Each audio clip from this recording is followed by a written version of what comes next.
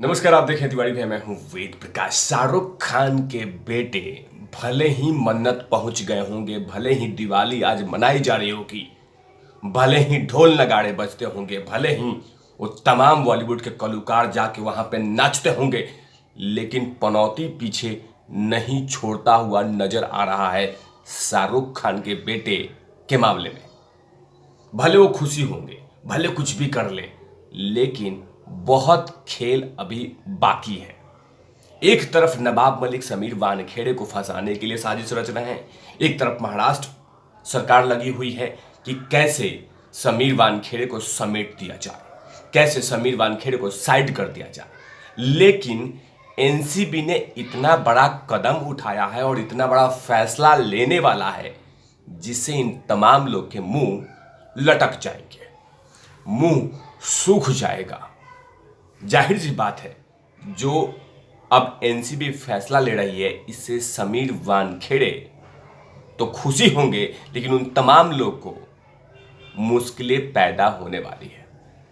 जी हाँ, एक बड़ी रिपोर्ट आ रही है कि अब एनसीबी और एनआईए के बीच में अब एक मीटिंग चल रही है कि साहेब जो अंदर में चल रहा था उस क्रूज पार्टी पे, उस क्रूज पे वो कहीं ना कहीं इंटरनेशनल लिंक है। और कहीं पे भी वो लोग ये नहीं कहीं पे भी ये नहीं कहा कोर्ट ने कि समीर वानखेड़े गलत है, कहीं पे ये नहीं कहा कोर्ट ने कि समीर वानखेड़े अपने जानबूझ के किया है, कहीं पे कोर्ट ने ये नहीं कहा कि ये तमाम चीजें फर्जी है, कहीं पे भी कोर्ट नहीं कहा, कहीं पे भी नहीं। लेकिन एक तरफ ये कहा जा रहा है कि षड्यंत्र रचा है, षड्यंत्र रचा है, षड्यंत्र रचा है, षड्यंत्र रचा है। और लगातार एनसीबी के वकील साहब ने ये कहते रहे कि ड्रग्स पैडलर इंटरनेशनलों के साथ लिंक है, जुड़े हैं रिश्ते इनके, तभी तो जमानत के विरोध में था एनसीबी। लेकिन बड़ी एक अपडेट आ रही है कि एनआईए और एनसीबी के बीच में मीटिंग चल रही है ताकि ये केस को एनआईए जांच करे। और आप तमाम दर्शकों को पता होगा कि जब एनआईए जांच करती है तो अच्छे अच्छे चिलगोजे, अच्छे अच्छे राक्षस जेल के अंदर होते हैं। उसका सबसे बड़ा एग्जाम्पल है सचिन वाजे, जिसने इतना बड़ा षड्यंत्र रचा था अपने ही मुखौटा को चमकाने के लिए, अपने आप को चमकाने के लिए, अपने आप को ये दिखाने के लिए कि मैं बेहतर पुलिस इंस्पेक्टर हूं, बेहतर पुलिस अधिकारी हूं। ये षड्यंत्र रचा था। लेकिन जैसे ही एनआईए आई, सब कुछ साफ कर दिया कि ये मुंह पे जो चमकाने वाला काम कर रहा है, ये मुंह पे चमका नहीं रहा है, ये मूर्ख बना रहा है। और लगातार मूर्ख बनाते आ रहा है महाराष्ट्र सरकार को जब एनआईए जांच करना शुरू की। लेकिन उससे पहले महाराष्ट्र सरकार क्या कहती थी कि ये तमाम चीज़ों की जानकारी, ये तमाम चीज़ों का जो इन्वेस्टिगेशन है वो हम ही खुद कर लेंगे और हम ही देख लेंगे, क्या जरूरत है एनआईए का। मुकेश अंबानी वाला केस में जो उनके घर के आगे वो बॉम्ब प्लांट किया था, हम ही जांच करेंगे, हम ही करेंगे। जैसे एनआईए आया तो सचिन वाजे की पतलून गीली हो गई, गीली। अब वही होता हुआ नजर आ रहा है कि एनआईए अगर इस केस की जांच करता है तो बहुत कुछ बातें सामने आएगी। आपको यह भी बता दूं, जो गुजरात के मुद्रा पोर्ट पे जो ड्रग्स मिला था उसकी भी जांच एनआईए कर रही है। जो लोग लगातार ये कह रहे हैं कि वो जो अडानी के घर पे मिला था, अडानी के एयरपोर्ट पे मिला था, उसका बारे में कुछ कहोगे क्या, उसके बारे में कुछ कहोगे क्या। जो अडानी के गुजरात में ये चीज़ें मिला था उसके बारे में कुछ कहोगे, लेकिन उसकी भी जांच एनआईए कर रही है और इसकी भी जांच एनआईए करेगी। मतलब कहीं ना कहीं शाहरुख खान के बेटे के लिए और तमाम लोग के लिए जो उस पार्टी में इन्वॉल्व थे, उन तमाम लोग के लिए समस्याएं पैदा हो गई है। क्योंकि एनआईए ने अगर ये केस कर लिया, हैंडओवर ले लिया, टेक ओवर कर लिया, तो कहीं ना कहीं बहुत कुछ सच सामने आएगी जो कि अभी समीर वानखेड़े ने उसको नहीं भी देखा होगा। क्योंकि जब एनआईए जांच करती है तो उनका काम करने का तरीका कुछ अलग होता है और उसमें बीच में कोई दखल नहीं दे सकता, बीच में चूंचा नहीं कर सकते। चूंचा करेंगे तो समस्या पैदा कर देगी। फिलहाल लेकिन एनसीबी के कामों में चूंचा हो रहा है, परेशानियां दी जा रही है, जंजीरें डाली जा रही है, रोकी जा रही है, लेकिन एनआईए में ऐसा कुछ भी नहीं होगा।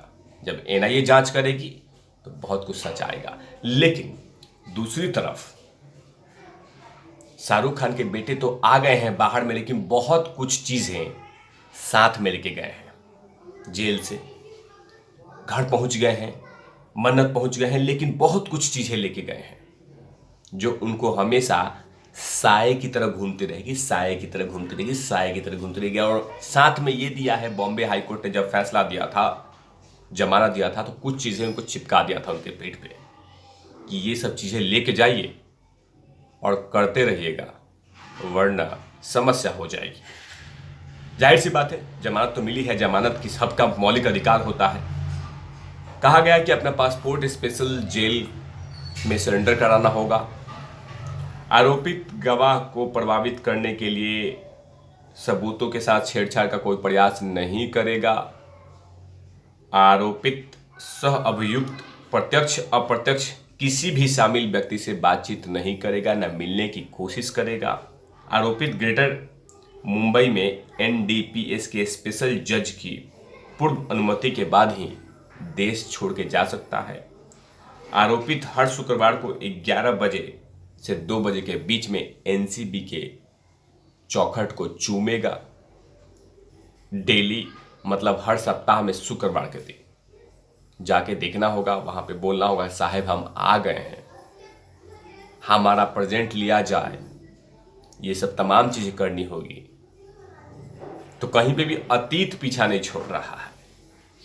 फैसला तो दिया गया है, ये मौलिक अधिकार होता है हर व्यक्ति का। सजा मिलना चाहिए, लेकिन उसके बाद भी साथ में जमानत का एक मौलिक अधिकार होता है कि अब जब एनआईए जांच करेगी तो बहुत कुछ सामने आएगा। और इसके बारे में लगातार एनसीबी और एनआईए के अधिकारियों में बीच में मीटिंग चल रही है, बातचीत चल रही है। एक बड़ी अपडेट आ रही है कि अगर एनआईए का दखल इसमें शुरू होगा तो बहुत सारी चीज़ें राज निकलेगी। और उसका एग्जाम्पल एनआईए ने ऐसा सेट किया था मुंबई में, सचिन वाजे को बहुत कम दिन में ही सचिन वाजे को समेट कर रख दिया था, बहुत कम समय में ही आउट कर दिया था। जब एनआईए बैटिंग पे आई तो एनआईए बहुत त्वरित जबरदस्त कार्रवाई करती है और बीच में किसी के दखलबाजी नहीं चाहती है वो, क्योंकि वो चाहती है कि सच सामने आना चाहिए। मतलब सीबीआई, ईडी, एनसीबी तमाम चीज़ों से बहुत आगे। आज जब एनआईए बीच में आ गई है तो बहुत कुछ राज बाहर निकलने वाला है। अभी तो शुरुआत है। अगर गलती से मिल गया एनआईए को तो उन तमाम लोग के लिए जो लोग राहत का फीलिंग ले रहे हैं, राहत कर रहे हैं कि हाँ मुझे राहत मिल गई है, हम चैन से रह जाएंगे, उनके लिए मुश्किलें पैदा कर देंगी। क्योंकि जब एनआईए की जांच होगी तो फटाफट फटाफट फटाफट फटाफट एक्शन होता है। अब देखना होगा कि एक बड़ी अपडेट, बड़ी खुशखबरी कब आती है कि एनआईए इस तमाम केस को जांच शुरू कर रही है। तब तक के लिए आप देखते रहिए तिवारी भाई, मैं हूँ वेद प्रकाश, कैमरामैन ध्रुव लाठी के साथ। Over not lovies.